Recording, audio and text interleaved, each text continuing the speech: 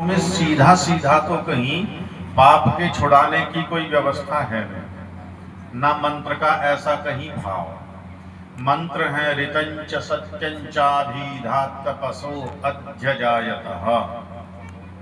वहां तो सृष्टि के क्रम की प्रक्रिया है, कैसे कैसे सृष्टि का निर्माण किया, और परमपिता परमात्मा की शक्तियों का वर्णन है। ततो रात्र्यजायतः ततः समुद्रो अर्णवः समुद्रात् अर्णवात् अधिः संवत्सरः अजायतः। इस पृथ्वी पर जो ये महासमुद्र है, आकाश में जो बादलों के रूप में अर्णव कहते हैं बादलों को, बादलों में भी जल ही जल राशि भरी पड़ी है। कितनी अथाह जल राशि है, किसने पहुंचा रखी है जी? किसकी व्यवस्था से ये जल पहुंचा है ऊपर? हमारा यहाँ छत पर सामने वो पानी की टंकी है, देखो, उस टंकी में जल पहुंचाने के लिए नीचे मोटर आदि लगाने पड़ते हैं। हमें छत पर पानी चढ़ाने के लिए भी मोटर आदि लगाने पड़ रहे हैं। लेकिन नारियल का वृक्ष देखो कितना ऊंचा है, वहां कहीं कोई पाइप नहीं, कोई टुल्लू पंप नहीं, कोई मोटर नहीं, और उसके अंदर भी जल भरा। और बादलों में तो अथाह जल राशि भरी ही हुई है। तो इस सब की व्यवस्था कौन करने वाला? परम पिता परमात्मा। उसके पास में कितना ज्ञान, कितनी शक्ति, कितना बल, कितना सामर्थ्य है। मैं अपनी छोटी सी शक्ति को लेकर, छोटी सी विद्या को लेकर, छोटे से सामर्थ्य को लेकर, छोटी सी संपत्ति को लेकर अहंकार में ही भूला जा रहा था। मेरे से बड़ा कोई विद्वान नहीं, मेरे से बड़ा कोई दानी नहीं, मेरे से बड़ा कोई धर्मात्मा नहीं, मेरे से बड़ा कोई उपदेशक नहीं, मेरे से बड़ा कोई याज्ञिक नहीं। और जब परमात्मा की व्यवस्था को देखा, उसकी शक्ति को देखा, उसकी व्यवस्था को देखा, तो मैं अपनी सब कुछ भूल गया। जैसा कल आदरणीय बच्चू जी कह रहे थे, और मेरा भी अपना काफी अनुभव ऐसा है। उत्तर प्रदेश का हमारा एक जनपद सहारनपुर है। वहाँ के लोग भी बहुत अधिक अतिथि सम्मान करते हैं, बहुत अधिक सेवा शुश्रूषा करते हैं। लेकिन अभी मैं सुबह मुनि जी से कह रहा था कि वो सहारनपुर हमारा पीछे छूट गया। तो ये है व्यवस्था। लेकिन अब हमें लगा उस व्यवस्था को देख करके ये व्यवस्था अच्छी है, इस व्यवस्था को देख करके कोई और लगेगी वो और भी अच्छी है। और जब हम समस्त ब्रह्मांड की, सारे संसार की व्यवस्थाओं का, शक्तियों का, अपनी शक्तियों का, अपने सामर्थ्यों का अवलोकन करते हैं और परमात्मा की तरफ देखते हैं, तब हम कहते हैं, जो सामान्य कहावत में कल बता रहा था कि अब आया ऊंट पहाड़ के नीचे। अब पता चला ऊंट को मेरी शक्ति तो कुछ भी नहीं, ये पहाड़ तो मुझसे घना ऊंचा है, ये तो ना कहीं और दिखाई दे रहा, ना कहीं छोर दिखाई देता, ना कहीं ऊंचाई दिखाई देती, कोई चोटी दिखाई नहीं देती। तो ऊंट का अस्तित्व पहाड़ के सामने नगण्य हो जाता है। ऐसा ही हम सब का सामर्थ्य, हम सब की शक्ति, हम सब की विद्या, हम सब का ऐश्वर्य परमात्मा के सामने नगण्य हो जाता है। और दूसरी बात, बहुत बड़ी बात कह रहे हैं वहां पर कि एक मिशतो वशी, संध्या के मंत्रों में दो शब्द हैं, मिशतः वशी। वशी मीन्स वश में करने वाला, और मिशति कहते हैं बड़े सहज स्वभाव से, बड़े सरल स्वभाव से। ये जो मोबाइल है ना, ये मोबाइल, इसके उठाने में कोई जोर तो नहीं पड़ता जी। अच्छा, 6 महीने का बालक नहीं पकड़ पाएगा इसे, 2 महीने का बालक नहीं पकड़ पाएगा इस मोबाइल को भी। वो छोटी सी कोई हल्की सी वस्तु देंगे उसके हाथ में तो उसको पकड़ने का प्रयास करेगा। अच्छा, अब भार उठाने की अपनी अपनी क्षमता है। कोई 10 किलो उठाएगा, कोई 20 किलो उठाएगा, कोई 50 किलो उठाएगा, 2-2 क्विंटल भी उठा लेते हैं, 3-3, 4-4, 5-5 क्विंटल भी जो भार वाहक है उनका वो अपना अभ्यास है। लेकिन परमात्मा ने तो सारी पृथ्वी को ही उठा रखा। एक पृथ्वी नहीं, हम गिन नहीं सकते कितनी पृथ्वियां हैं। इतना भार जिसने उठा रखा है उसका सामर्थ्य कितना बड़ा होगा। इसलिए अपने सामर्थ्य को हम भूल गए। दूसरा, हमारे पास जितना जो कुछ भी है सब तो उधार का है, अपना है क्या? है तो सारा मंगाई हुआ, है तो परमात्मा का ही। तो हमारा अहंकार किस बात का है? कुछ भी नहीं। इसलिए इन मंत्रों का नाम दिया अघमर्षण। अब इसके आगे हम संध्या में चलते हैं और वहां मंत्र आते हैं मनसा परिक्रमा। अब मानसिक परिभ्रमण हम कर रहे हैं चारों ओर, बैठे तो हैं हम आंखें बंद करके, आसन लगा करके, और ध्यान हम परमपिता परमात्मा का कर रहे हैं संध्या के मंत्रों के। और यहाँ 6 मंत्र हैं, संक्षेप में विचार करेंगे, सभी पर चर्चा करेंगे। 6 मंत्र मनसा परिक्रमा के हैं। तो सबसे प्रथम मंत्र में आया प्राची दिशा। सबसे पहले मैं नेत्र बंद करके बैठा हूं और प्राची दिशा का अवलोकन कर रहा हूं।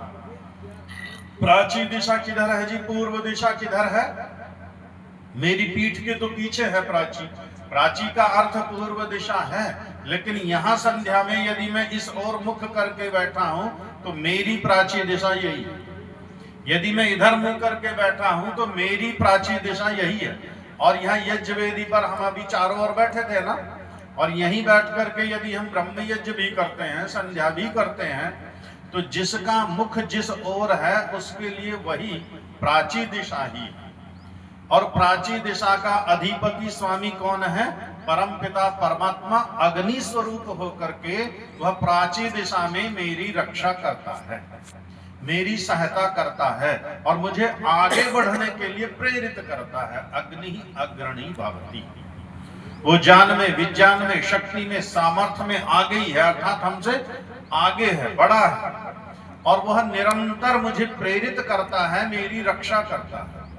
और मेरे अंदर जितने भी अविद्या के, अज्ञानता के, लालच के, लोभ के, क्रोध के, मोह के ऐसे कीटाणु घर कर गए हैं अंदर।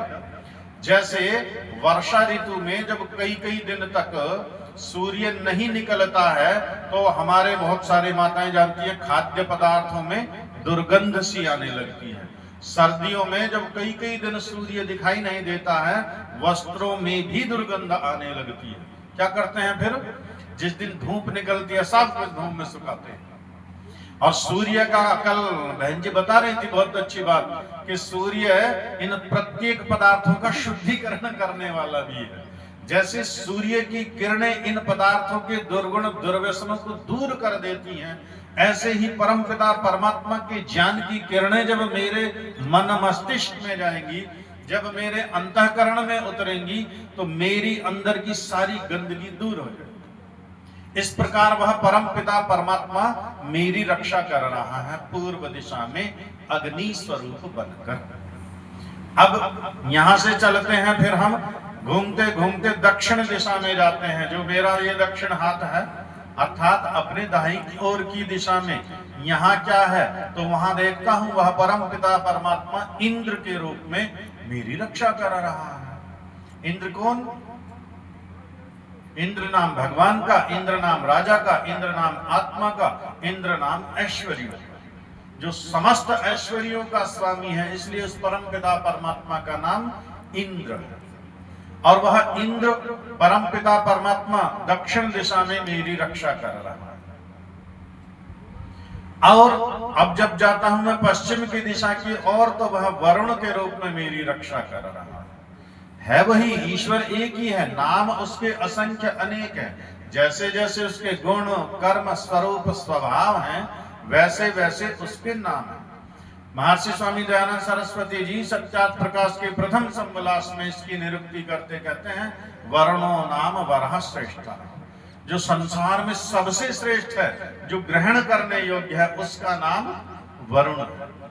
हमें एक मोबाइल खरीदना है या कोई अन्य वस्तु खरीदनी है, फल खरीदना है, सेब खरीदना है, केला खरीदना है, जूता खरीदना है, कपड़ा खरीदना है, तो बाजार में जाएंगे, जो सर्वोत्तम होगा हम उसका प्रयास करेंगे, जो अच्छे से अच्छा है हम उसको लेंगे। हाँ जी, अब छाट छाट करके रख लिए। माताएं सब्जी खरीदती हैं, हम खरीदते हैं तो नहीं नहीं इसको रखो, इधर इसको रखो, ये बढ़िया बढ़िया, चलो इनको छोड़ लो। ग्रहण कर लिए ना, सेलेक्ट कर लिए ना, हमने उसमें से छांट लिए। अब संसार के जितने पदार्थ हैं, जितने ऐश्वर्य हैं, जितने साधन संसाधन हैं, ये सारे एक और परमात्मा एक और। हम कहते हैं, एक आपने वो गीत सुना होगा, भाई बहन के प्रेम के विषय में आता है, रक्षाबंधन के विषय के उस पर बजता है, मेरे भैया मेरे चंदा तेरे बदले में जमाने की कोई चीज न। वो बहन का प्रेम वहां पर है। ऐसा ही यहाँ देखो, अब हम परमपिता परमात्मा से कह रहे हैं कि तेरे बदले में जमाने की कोई चीज ना। अब वहां बहन भाई को भी छोड़ दिया, माता पिता को भी छोड़ दिया, संसार के सारे ऐश्वर्यों को भी छोड़ दिया, वही ग्रहण करने योग्य एक परमपिता परमात्मा वरुण के रूप में निरंतर हमारी रक्षा कर रहा है। और कैसे रक्षा कर रहा है? तो यहां पर दक्षिण दिशा में बताया उसको कि किस प्रकार रक्षा करता है। तिरश्चिराजी, तिरश्चिराजी कहते हैं जो छोटे छोटे कीट पतंग होते हैं ना, ये भी किसी ना किसी रूप में निरंतर हमारी रक्षा कर रहा है। जैसे वहां सूर्य की किरणों के द्वारा, जैसे इन वेद ज्ञान की किरणों के द्वारा, जैसे वहां ये छोटे छोटे कीट पतंग, ये भी इस वायुमंडल के शुद्धिकरण का कार्य करते हैं। मच्छर हमें लगता है बड़ा हानिकारक है, बहुत हानि करता है, लेकिन किसका बनाया हुआ? ईश्वर का। और हमारी बहुत सारी कृतियां ऐसी हो सकती हैं जो अज्ञानता के कारण हम निरर्थक कोई कार्य कर बैठे, लेकिन परमात्मा का इतना सा भी कार्य और बड़े से बड़ा कार्य कहीं ना कहीं है सब लाभ के लिए, हम उसे ना समझ पाए वो अलग विषय है। तो ये छोटे छोटे, अब जो महल की वो होती है ना मक्खी, मधुमक्खी जिसे हम कहते हैं, कहां से मिलता है मधु? उसी मक्खी से तो मिल रहा है, छोटी सी, और जब डंक मारती है, काटती है तो बहुत बुरी लगती है इसने काट ले, क्यों बनाई परमात्मा ने। लेकिन जब वो शहद प्राप्त करते हैं तब देखो अमृत स्वरूप उस पदार्थ का कितना लाभ हमें मिलता है। और यदि परमात्मा उस मक्खी को नहीं बनाएगा, शहद कहां से लेंगे, मोम कहां से लेंगे? तो इनके द्वारा वह परमपिता परमात्मा हमारी रक्षा कर रहा है। और पितरों के द्वारा, जो पितर हमारे माता हैं, पिता हैं, गुरुजन हैं, सन्यासी हैं, उपदेशक हैं, ये सब कौन है? ये पितर हैं, हमारी रक्षा करने वाले हैं। किसी न किसी रूप में अपने ज्ञान के द्वारा, अपने अनुभवों के द्वारा वो हमें दिशा निर्देश करते रहते हैं, तो निरंतर हमारी रक्षा करते हैं। और पश्चिम दिशा में कहते हैं प्रेदाकु शब्द आया, प्रेदाकु। प्रेदाकु कहते हैं हिंसक जीव जंतु, अजगर, सांप, बिच्छू आदि को। और प्रदाकु उनको भी कहते हैं जो मेरे पीठ के पीछे मेरी बुराई करते हैं, मेरी चुगली करते हैं, मेरी निंदा करते हैं। तो कोई बात नहीं, उनसे डरने की, घबराने की आवश्यकता नहीं है। हाँ, उनसे हम तब डरेंगे जब मेरे मन में कोई दोष होगा कि मैंने चोरी की है और स्वामी जी ने देख लिया, वो बता ना दे किसी से, वो कह ना दे किसी से, तब मैं डरूंगा। और मैंने चोरी की नहीं तो फिर कोई कितना भी आरोप आक्षेप लगाता रहे, मैं निष्पक्ष हूं, मैं कह सकता हूं जी आप जांच करा लो, किसी से भी जांच करा लो, मुझे डरने की आवश्यकता नहीं। तो उस, और यहां कई बार समाज में तो हम ऐसा देखते हैं कि बहुधा निर्दोषों को भी सजा हो जाती है, दंड के भागी बन जाते हैं। लेकिन वह परमपिता परमात्मा न्यायकारी है, वह पक्षपात करता नहीं है, तो वहां हमारा न्यायदाता है, वहां हमारा न्यायाधीश है, वहां हमारा न्याय करता ही करता है। कई बार यहाँ हमें अनावश्यक दंड मिल गया, कोई बात नहीं, कहीं ना कहीं उसकी क्षतिपूर्ति हो जाएगी। जैसा अनावश्यक दंड पा करके हम दुखी हुए, दुख बढ़ गया हमारा, कहीं ना कहीं ऐसी भी घटना होगी जहां हमारी अपेक्षा ही नहीं थी, जहां आकांक्षा ही नहीं थी, वहां अनायास ही हमें पर्याप्त सुख मिल गया, आनंद मिल गया, सम्मान मिल गया। ये कहां से आया? तो बैलेंस बनाने वाला तो परमपिता परमात्मा ही है, उससे निश्चिंत रहेंगे। तो वह परमपिता परमात्मा वरुण के रूप में हमारी रक्षा कर रहा है। उत्तर दिशा में देखते हैं तो वही परमपिता परमात्मा सोम के रूप में शांत सरल स्वभाव वाला, कभी क्रोधित नहीं होता, कभी उत्तेजित नहीं होता, कभी उद्वेलित नहीं होता, शांत बना रहता है एक रस। और सारे संसार का निर्माण करने वाला वही, सारे संसार में जितने अच्छे अच्छे पदार्थ बनाए, वनस्पतियां, औषधियां, फल फूल कंद मूल, किसके लिए? सब हमारे सुख बढ़ाने के लिए। निरंतर वह परमपिता परमात्मा हमारी रक्षा कर रहा है। फिर मैं देखता हूं नीचे की दिशा में, अपने नीचे, मेरे नीचे क्या है? तो नीचे की दिशा में वही परमपिता परमात्मा विष्णु के रूप में निरंतर हमारी रक्षा कर रहा है। और इसी भूमि से देखो नीचे से क्या क्या हमें दे रहा है। ऋग्वेद का प्रथम मंडल, प्रथम सूक्त और प्रथम मंत्र क्या है जी? अग्निमीडे पुरोहितम यज्ञस्य देव मृत्युजम होतारम रत्न धातम। रत्न पहाड़ पर नहीं मिलते ऊपर, सब यही से मिलेंगे भूमि के अंदर से। तो नीचे से वह परमपिता परमात्मा विष्णु के रूप में निरंतर हमारी रक्षा कर रहा है। अभी जब हम यज्ञ करते हैं ना, सीमित समय होता है तो सीमित बातें करते हैं, अनावश्यक बातों का या बहुत अधिक विस्तार में जाने का उतना समय नहीं होता। हम 3 आचमन करते हैं, इन 3 आचमनों का अपना विज्ञान है, साइंस है। हमारा जो ये सनातन संस्कृति है, धर्म है, ये 100% विज्ञान है। इसमें अभी जैसे सरपंच जी बता रहे थे ना कि उनके यहाँ तो वो ऐसा करते हैं, ये ऐसा करते हैं, वो ऐसा करते हैं, कि भाई हमारे आर्य समाजी तो इस प्रकार कार्य कर लेते हैं। एक तो हम देश काल परिस्थिति के अनुसार चलना जानते हैं जी, दूसरा हम शास्त्र के अनुसार चलने का प्रयास करते हैं। प्रदर्शन में हमारा तनिक भी विश्वास नहीं होता, तो हम विधि के अनुसार प्रयास कर। अब यहाँ पर जो ये 3 हम आचमन लेते हैं, आचमन हम हाथ में लिया जल और तब पीते हैं। कटोरी से पी लो जी, चम्मच से पी लो उठा करके, नहीं, व्यवस्था दी ऋषियों ने, आप हाथ पर रखिए जल, और जितना जल हाथ पर आएगा, ये जो हाथ में गड्ढा सा होता है ना, बीच का स्थान, इतना सा जल लेता है। तो इसका अर्थ है, एक तो कंठ में कफ आदि की निवृत्ति हो जाती है, उसके लिए। दूसरा इसका जो साइंटिफिक महत्व है ये कि ऋषियों ने यहाँ हमें उपदेश दिया कि आप इस बॉडी के अंदर जो भी पदार्थ डालेंगे ना बहुत ठंडा हो। बच्चे विशेष रूप से ध्यान देंगे, कोल्ड ड्रिंक और हॉट ड्रिंक दोनों इसके लिए हानिकारक हैं, ये बता रहे हैं ऋषि यज्ञ के माध्यम से। चाय, कॉफी, कहवा, और ये जो अब चलेगा, गर्मी आई गई तो ये फ्रीज वाले जो चलेंगे, मटके का पानी सर्वोत्तम, मुनि जी ने कल परसों पिलाया पानी, उसका टेस्ट भी अलग ही होता है। तो फ्रीज वाला पानी हमारे लिए हानिकारक। अब इस जल को जब हम हाथ में लेंगे और तब मंत्र बोलेंगे, तब तक इसका टेम्परेचर ही बॉडी के अनुकूल आ जाना है। थोड़ा सा तो जल है, हाथ पर रखा है, और अब कहते हैं हम उपस्तरण, ये होता है हमारा जो नीचे आसन बिछाए हुए हैं ना, ये उपस्तरण है। यही विष्णु के रूप में परमपिता परमात्मा नीचे से वही तो हमारी रक्षा कर रहा है। हम विष्णु भगवान की गोदी में ही बैठे हुए हैं इस समय जब हम यज्ञ कर रहे हैं। और ऊपर कहते हैं फिर हम अपीधानम, अपीधानम कहते हैं संस्कृत में ढक्कन को। माताएं जो भी पाकशाला में भोजन बनाती हैं और अन्य जो भी भोज्य पदार्थ हैं, सब ढक करके रखते हैं ना जी। साग सब्जी, घी, दूध, मिर्च, मसाले जो भी हैं, सब हमारे ढके रहते हैं। किस लिए? ढक्कन रख करके पदार्थ सुरक्षित हो जाता है। तो वहां परमपिता परमात्मा ऊपर से भी मेरी रक्षा कर रहा है। ढक्कन भी वही है, नीचे से भी गोद में उसी के बैठा हूं। निर्भय निश्चिंत होकर मैं अपना कार्य करूं, मैं अपनी उपासना करूं।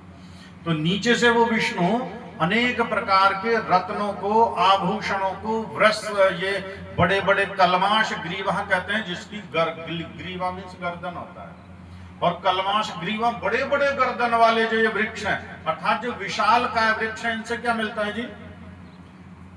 बड़ी छाया मिलती है, और इमारतियां, लकड़ियां मिलती हैं। ये कहां से मिलेंगी? बड़े बड़े वृक्षों से। और वीरुधा कहते हैं छोटी छोटी जो वनस्पतियां, औषधियां होती हैं।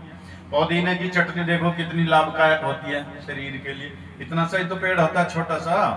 और यूकेलिप्टस का पेड़ कितना बड़ा, सागवान का पेड़ कितना बड़ा, शीशम का पेड़ कितना बड़ा। उनसे इमारत की वो बनाने की हमारे लकड़ी, दरवाजे, ये प्राप्त होते हैं। तो इस सृष्टि में जितनी भी वनस्पतियां, औषधियां हैं, एक भी ऐसी नहीं है जिससे हमें हानि हो रही है। हाँ, हम अपनी अविद्या और अज्ञानता के कारण तो हानि उठा लेते हैं उनसे। बबूल का वृक्ष है, उसमें तो कांटे ही कांटे हैं। ऐसे अनेक वृक्ष हैं जिनमें कांटे ही कांटे हैं। तो हमें लगेगा कि ये तो निरर्थक हैं, हानिकारक हैं, लेकिन ये सब लाभदायक हैं, सब लाभदायक हैं, सब परमात्मा के बनाए हुए हैं। अब हमें आवश्यकता है कि उन्हें हम समझें और तब उनसे हम लाभ लें। पुदीना है, धनिया है, इनसे भी और छोटे छोटे, हम सब ग्रामीण क्षेत्रों के हैं। हमारे यहाँ एक व्यक्ति थे, गांव के थे, और एक घास लाते थे स्वामी जी, घास लाते थे उखाड़ करके, और गाय भैंस के शरीर में कहीं कोई जख्म हो गया, चोट हो गई, ला करके गले में बांध दिया। बस खिलाना पिलाना कुछ नहीं है, उस घास को ला करके गले में बांध दिया। शरीर में यदि कीड़े पड़े हैं ना पशु के, वो कीड़े झड़ करके नीचे गिरने लगेंगे अपने आप 1-2 घंटे में, और 1-2-4 दिन में वो जख्म धीरे धीरे एकदम सूख जाएगा। गाय भैंस हमारी बच्चा देती है, कई बार जेर ना डालने की समस्या आ जाती है। तो एक यहाँ हमारे खड़ा होगा खूब, उसको हमारे यहाँ चिरचिटा कहते हैं। जानते हैं आप ऐसा चिरचिटे का कोई पेड़? अपामार्ग कहते हैं उसको शास्त्र की भाषा में। तो उस पर भी इतनी लंबी सी वो आती है फली सी, उस पर कांटे होते हैं, कपड़ों आदि में चिपक जाता है जी। हाँ, जो भी बोलते हैं। तो वो इतना बढ़िया है, गाय भैंस ने बच्चा दिया, जेर नहीं डाला है, आप 1-2 घंटे प्रतीक्षा कर लीजिए। नहीं डाला है तो इतना सा एक पेड़ पाड़ करके ले आइए, आप भी गले में बांध दीजिए। मैंने परीक्षण किए कई बार, 1 घंटा लगेगा जेर बाहर, ना डॉक्टर की जरूरत, ना कोई खिलाने की जरूरत, ना पिलाने की जरूरत। ये सारी वनस्पतियों औषधियों के द्वारा वह परम पिता परमात्मा निरंतर हमारी रक्षा करता रहता है। और फिर कहते हैं ऊपर की दिशा में बृहस्पति सबसे बड़ा। जैसे ये आकाश दिख रहा है ना हमें, तो जहां तक दृष्टि जाती है आकाश ही आकाश, वो आकाश से भी बड़ा, वो आकाश भी इसमें समाया हुआ उसी के अंदर। तो वह बृहस्पति के रूप में ऊपर से नित्य निरंतर वर्षा की बूंदों के द्वारा हमारी रक्षा कर रहा है। ऊपर बैठा बैठा वो वर्षा करता रहता है, तो निरंतर हमारी रक्षा करता है। ये मानसिक परिभ्रमण हमने कर लिया, और यहाँ संसार के जितने भी पदार्थ हैं इन सबको भी देख लिया। आज इसको पूरा कर देंगे जी 5-7 मिनट, यदि हो जाएगा 2-4